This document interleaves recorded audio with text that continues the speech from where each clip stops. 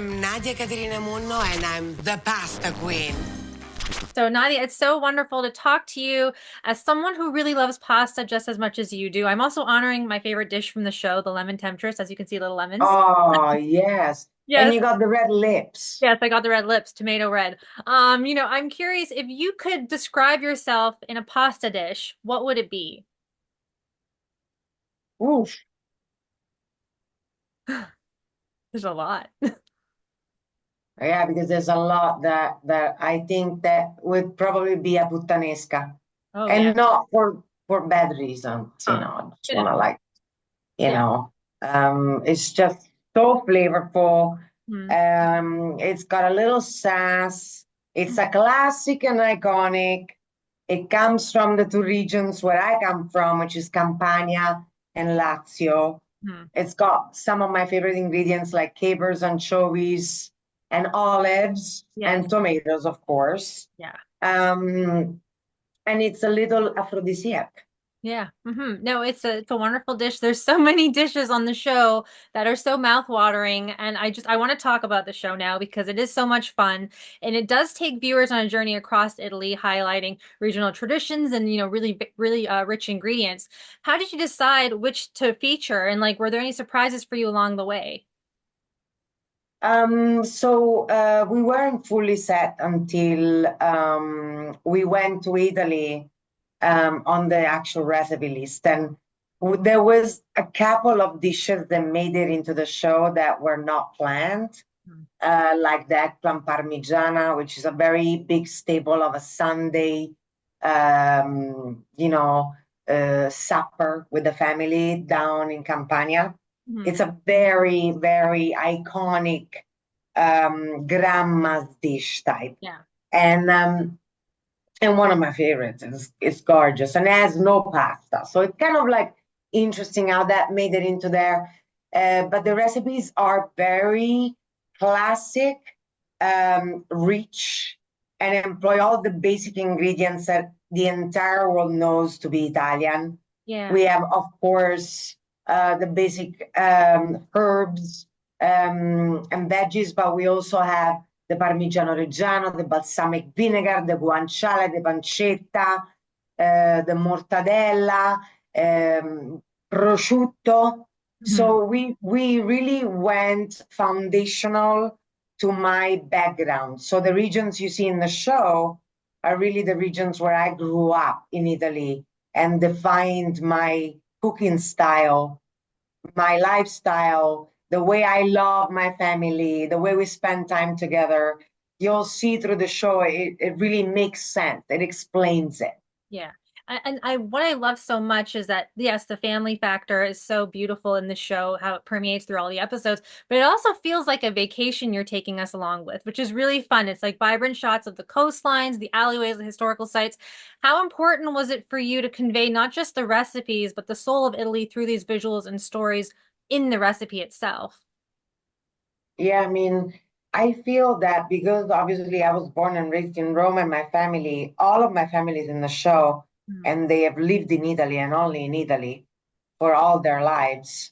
You really see Italy through an Italian family's perspective, which Mhm. is a very interesting take because we don't talk about Italy as if we are visiting Italy. We talk about Italy as living as Italians Mhm. and sharing moments and really the essence of what it means to cook that way, to live that way. We interacted with a lot of farmers. We did a lot of crazy things, like we hiked a live volcano. Mhm. I milked a wild buffalo. I went out fishing for mussels. Um, I really did a lot of fish out of water moments, even for me as an Italian, because I went and farmed with the farmers. I plowed for potatoes. I fished in the sea. I mean, we got the anchovies fresh, the sardines fresh from the sea. So it's kind of like, for me as well, it was so liberating and it was such electrifying experience because we, with the crew themselves, we became a family and we had so much fun. Yeah. I love the dynamic that you have. You get to take your dad with you to all these places too. And I'm very close to my father as well. So what was something that was so special to, go back to with him that meant something for you that we get to see in the show? So, since a very young age, my father has been foraging, specifically mushrooms. He's like an expert in mushrooms foraging. So, we actually went mushroom hunting and then truffle hunting together. And we saw poisonous mushrooms, we saw the edible mushrooms, and we had an expert of mushrooms with us. And it felt like going back because he used to take me on the countryside of Rome, mushroom hunting since I was a toddler. I have a picture of 1 year old holding a mushroom with a little leaf on my head. And I'm like, I don't know, I just felt reliving some experiences with my dad, doing the things that we love doing together, which is like really going and gathering food and then eating it. Yeah. We love doing that, that's for sure. Uh-huh. And my dad was so happy. Yeah. And he's in a lot of episodes. And it was so special to have that time with him. Yeah, and it really felt special too. Like when we're watching it, I watched it with my sister Nadia, and so when we were watching it, we're like, this is just so sweet. And it's very familial, and it brings the family in. So I love this show for that reason. And something else that I really love is how each episode has a motto, like a phrase that ties into the Yes.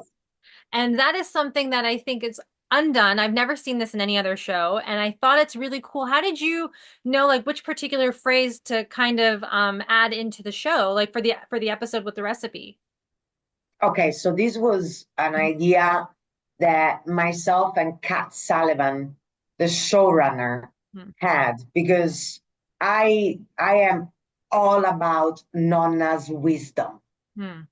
Like, the old proverbs, the old sayings that resonate and are, come about due to experience of life living. And usually older people teach the younger people, the younger generations. And in Italy is a huge thing. It's a lifestyle that your grandparents, and I'm sure in many other cultures, keep repeating these proverbs or way of saying to get the kids to to have those stable milestones in life to live by, those rules, those guidelines. And they're mostly positive. And so we chose some of my favorite ones that I live by. So that's those are my life mantras. Hmm. And they're like my grandparents' mantras and my great grandparents. So we thought it was really great to focus on one and develop the whole thing with it. Yeah, that's a very I love it. I think it's so fun to go into the episode learning these recipes, and then you have those like haste makes waste, and then you teach us a little bit about why it's so important to slow down and like actually enjoy your food. And no, I love that so much. But you also share a lot of tips on perfecting pasta dishes, from salting the water to like using the tears of God for your sauces. What is one tip that you think could revolutionize how viewers cook at home? Because I feel like a lot of them, we do hurry. We have this TikTok culture where things have to be quick, quick, quick. But like there's a way to slow down and enjoy your food and cook, enjoy while you're cooking as well.